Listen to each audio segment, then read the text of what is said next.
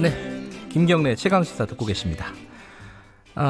오늘 1부에서는요 정개특위 사개특위 국회 얘기 좀 해보겠습니다. 지금 얼마 안 남았어요. 이번 달 마지막이 시한인데 며칠 안 남았죠. 닷새 정도 남은 거네요.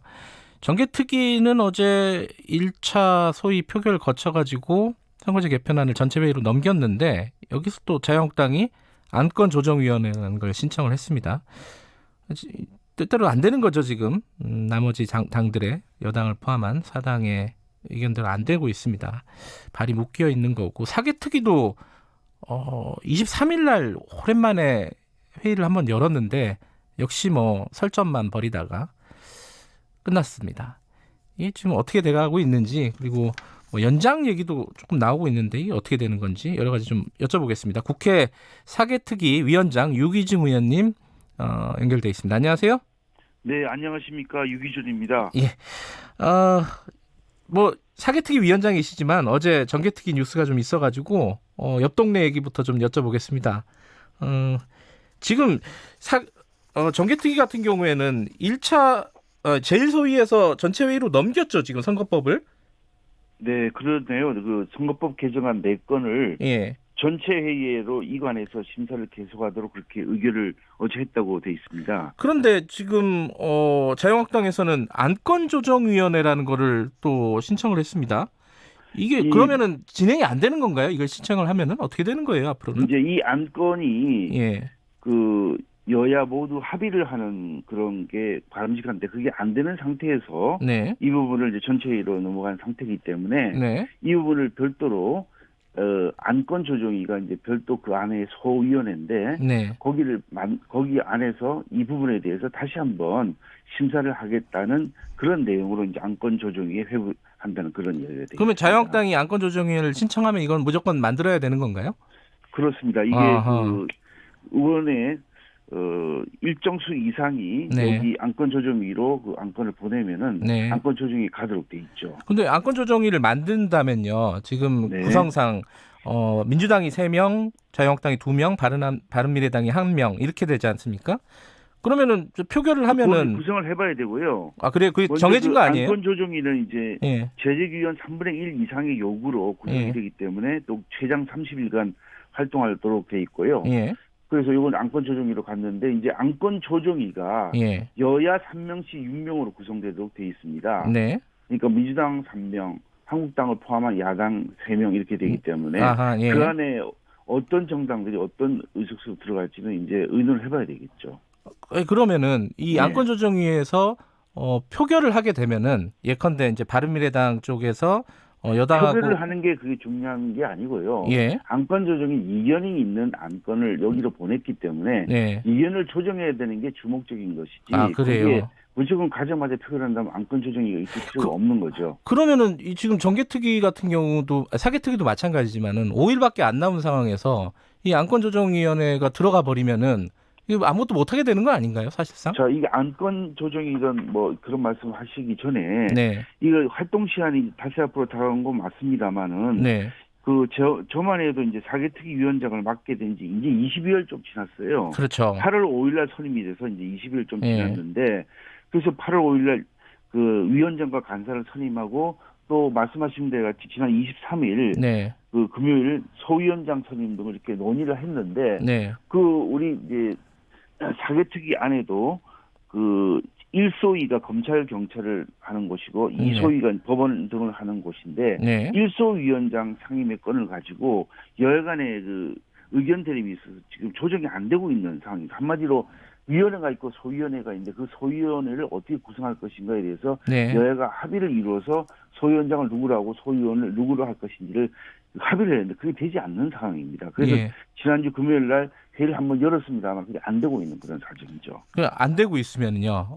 시한이 얼마 안 남았고 그럼 아무것도 못 하다가 끝나는 건가요? 이 시한은 예. 특위라는 것은 예. 이미 그 시한이 작년 12월에 한번 그 정해졌 이미 시간이 있었는데 그때 연장해서 네. 한번 연장을 했었고 또 이번에 또 연장을 했었고 그런 시한들이니까 네. 그게 물론 18월 말까지는 기간이 정해져 있는 건 사실이라고 하겠습니다만은 네. 이건 여야간의 이 안건에 대해서 조정할 수 있거나 이 안건에 대해서 합의할 시간이 부족하다고 생각하면 얼마든지 연장할 수 있는 것이죠. 예. 그러면 네. 위원장님 생각은 사개특위의 경우는 지금 연장되는 게 바람직하다 이렇게 보시는 건가요? 그렇게는 말씀을 드리진 않았습니다만 지금 남아있는 기간에 비해서는 네. 의논해야 될 일이 워낙 많고 네. 검찰 경찰의 개혁 방안이라든지 검찰 경찰 수사권 조정, 네. 그다음에 법원의 개혁 이런 것들에 대해서 의논을 해야 되는데 그게 5일 안에 이루어질 수 있을지 그동안에 물론 한 것이 있습니다만은 네. 이루어질 수 없는 그런 상황으로 저는 판단이 됩니다.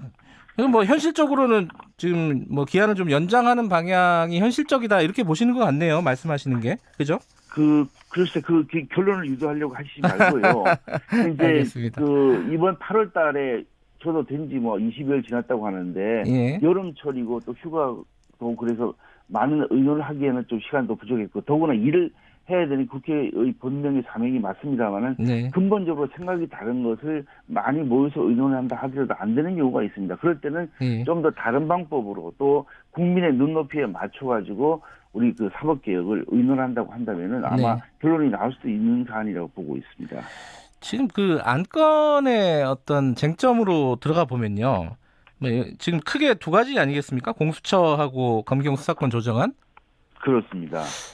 가장 쟁점이 뭐예요, 지금? 합의가 안 되는 쟁점이? 이 큰 것을 어떻게 이 짧은 시간에 말씀드릴 수 있겠습니까만은 네.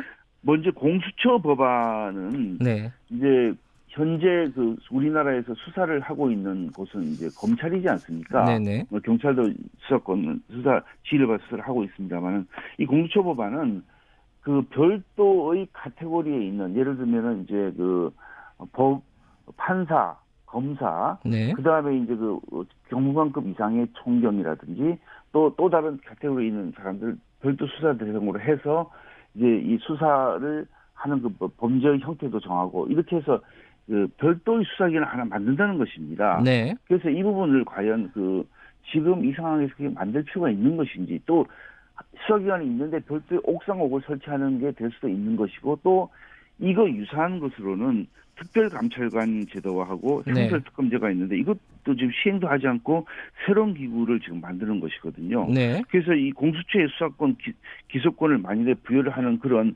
기관으로 한다고 그러면 이 무소불위의 권력기관이 되고 아까 말씀드린 대로 검찰이 있는데 또 수사기관을 만드는 것이니까 옥상옥이 될 수 있는 그런 우려가 제기될 수밖에 없는 것이죠. 근데 지금 이 법안들이 패스트트랙에 올라가 있는 법안들이지 않습니까? 그렇습니다. 그러면 네. 이걸 만들어야 되느냐 안 만들어야 되느냐부터 시작해버리면 다시 처음으로 돌아가는 거잖아요. 패스트트랙을 할 때 네. 그 패스트트랙이라는 것은 네. 이게 아주 예외적인 사유인 경우에 패스트트랙이 인정이 되는 것이야 맞는데 네. 그 여야 간의 의견이 다른데 조정하려고 시도도 하지 않고 이것을 더구나 선거구제 개편안까지 같이 해가지고 지금 패스트트랙에 넣어가지고 한다는 것은 어떻게 보면은 제가 검경 수사권 제도 조정은 네. 지금 여야 간의 의견 차이가 그렇게 크지 않은 상태입니다. 네. 근데 그것도 패스트트랙에 넣었기 때문에 오히려 검경 수사권 조정은 지금 시간이 더 걸리는 그런 상황이 될 수도 있고요. 네. 그래서 말씀드린 대로 선거구제 개편까지 제가 말씀드려야 되는데 네. 선거구제 개편은 우리가 어떤 게임을 할 때 룰을 만드는 것인데 네. 그 게임에 참가하는 사람들 중에 일부들이 모여가지고 이 게임의 룰을 바꾸겠다. 축구 경기를 11명이 하는 거 11명으로 바꾸겠다 그러면 다 거기 참가하는 사람들이 동의를 해야 8명으로 줄이고 이렇게 할 수 있는 거죠. 지금은 그걸 일부 사람들이 반대하는데도 불구하고 그것을 8명으로 바꾸겠다 그렇게 하는 것과 마찬가지거든요. 네. 그래서 이 부분은 근본적으로 문제가 있는 것입니다. 그러니까 그 패스트트랙과는 무관하게 지금 여야 합의가 더 중요하다 이런 말씀이신 거네요. 그런 이야기가 되겠습니다. 그렇게 해야지 이게 여야 합의뿐만 아니라 국민의 대표인 국회의원들이 모여서 네. 이게 여전히 보면은 지금 선거 제도 개편에 대해서 반대하는 여론도 상당히 있는 것이거든요, 지금요. 네.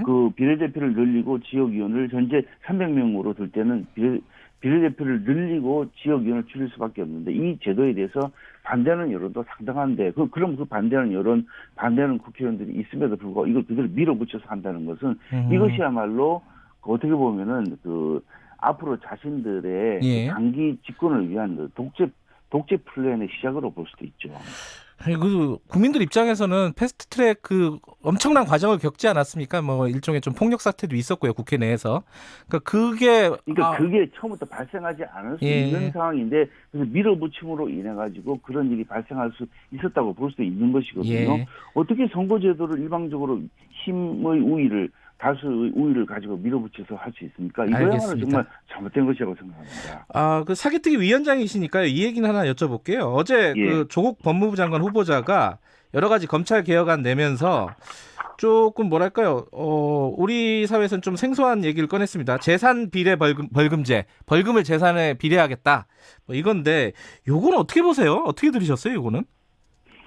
저는 그런 이야기를 하기 전에 네. 그 본인을 둘러싼 의혹들이 정말 예. 눈덩이처럼 불어나 있는 것인데 이게 네. 한가롭게 정책 구상을 발표하는 모습이 정말 후한무치하다. 네. 그리고 만일에 이러한 계획 의지가 있다면 이것은 다른 후보들도 얼마든지 할 수 있는 것인데 네. 왜 조 후보자 갖고 이런 이야기를 해야 됩니까? 그리고 아하. 본인이 마치 법무장관 된 듯이 이렇게 행동하는 것은 네. 정말 이거야말로 아주 오만의 극치입니다. 예. 의혹에 대한 답변이 우선이지 어떻게 보면 빨리 그만둘수록 국민의 분노를 가라앉히는 데 도움이 된다 이런 말씀드립니다. 지금 정책 얘기할 때가 아니다 이런 말씀이시네요. 그럼요. 이게 20대는 지금 그 이중적 모습에 배신감을 느끼고 있고 50대들은 자녀들에게 그런 스펙 만들어주지 못해서 자괴감을 든다 이렇게 이야기를 하고 있는 상황인데 예. 대통령 지지율도 지금 뭐 부정평가가 앞서게 됐다고 지금 그러고 있고 그 몇 개 대학은 이미 그에 대해서 지금 뭐 집회를 하고 그러지 않았습니까? 네. 이런 걸 생각하면 빨리 그만두는 것이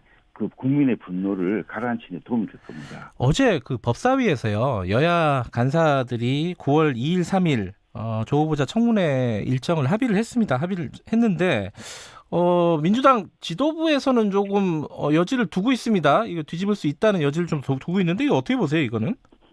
민주당에서 그렇게 말하는지는 모르겠습니다만은 네. 그 법사위 간사들이 9월 2일, 3일 이렇게 이틀 동안 청문회하기로 일정을 잡았고 네. 그것을 아마 저도 아침에 뉴스를 보니까 그 일정 자체가 지금 그 시한을 뭐 초과할 수 있다고 그렇게 봐서 청와대에서 유감을 표명을 했지만 네. 그래도 받아들이는 것으로 그렇게 알고 있습니다. 그래서 조국 후보에 대해서 사실 이틀 청문회도 지금 모자라죠. 좀 더해서 그 지금 그동안 제기되고 있는 의혹들이 한두 개가 아니지 않습니까? 뭐 예를 좀 들어보겠습니다. 네. 그 사모펀드 투자 의혹, 딸의 입시 및 장학금 지급 의혹, 그 다음에 일가의 그 학교 법인 그 채무 이야기 이런 것들만 해도 벌써 그리고 후보자에 대해서 지금 고소 고발이 10여 건 이렇게 이루어진 그런 네. 상황인데 지금 이틀만 해도 부족한 그런 상황일 겁니다. 예.